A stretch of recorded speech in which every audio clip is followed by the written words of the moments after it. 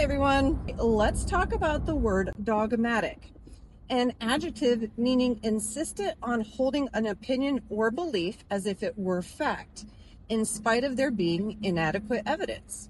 So in other words, dogmatic means stubbornly opinionated without proof.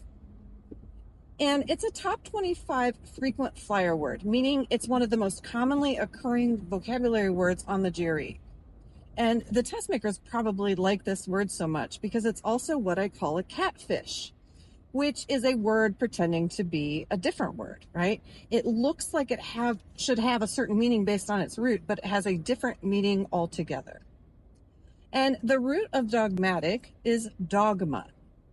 And dogma looks like it should have something to do with man's best friend, right?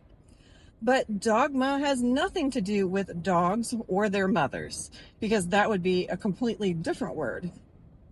Dogma actually comes from the Latin dogmat, which means a philosophical tenet. And dogmat comes from the Greek dokein, which means to seem good. The word dog, as in canine, has a completely different root. It comes from Middle English dogma, which means good dog. So while dogma and dog have different roots, I think it's still fascinating that they share the word good in their meanings. All right, anyway, a dogma is a set of beliefs that are not necessarily proven. The word was originally used to describe religious beliefs, as in a Christian dogma, Islamic dogma, Buddhist dogma, and so on. And that makes sense, since religious followers hold their beliefs as fact without any proof that their God exists. And in this religious context, dogma is a neutral word. Over time, however, dogma has taken on a negative connotation in other contexts. It's now often used to describe the beliefs of somebody who's not willing to rationally discuss other points of view. And in this sense, you might hear that anti-vaccine dogma is dangerous, or that political dogma prevents anything from being accomplished in government. So dogma, in a sense, is bad. And then it shouldn't be surprising that dogmatic has also become a word that's almost insulting.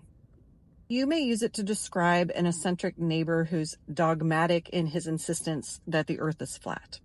Or you could say that your personal trainer is dogmatic about the benefits of a keto diet, even after excessive fats caused her heart attack.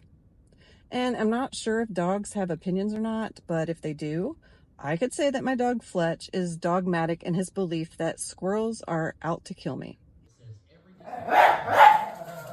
Terriers are notorious for their stubborn behavior. So why not their opinions too? Some other forms of dogmatic that have appeared on the GRE are the adverb dogmatically, the noun dogmatism, and the noun dogmatist, a person who is dogmatic. Antonym forms that you could see include undogmatic and non-dogmatic. The closest synonyms to dogmatic are adamant, doctrinaire, and pontifical. And this is because these are all about stubbornly holding on to opinions or beliefs. But then the words obstinate, pertinacious, and obdurate means stubbornly holding on to something. And since that something can be an opinion or a belief, these three words can be synonyms too. So that's dogmatic. It's a catfish because it has nothing to do with dogs. Still, thinking about the stubbornness of terriers may help you remember that it means stubbornly opinionated, right?